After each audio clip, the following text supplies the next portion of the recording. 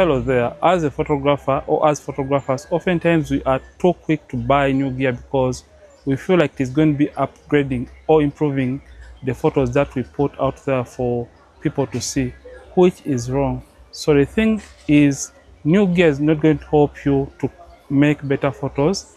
All you have to do is simply understanding the gear that you have or the equipment that you have before going in to upgrade the photo.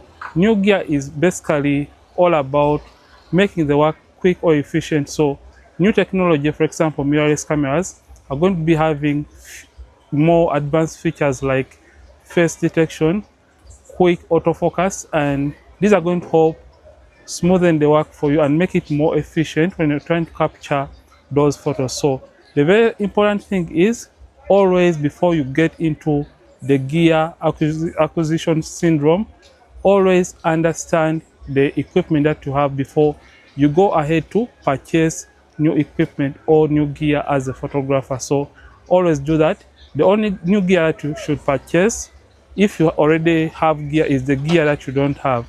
So whenever you want to improve and get the new and latest gear, always make sure that you understand the one that you have before going in to buy or purchase that new gear on the market, because this gear usually has the same functions like the gear that we already have.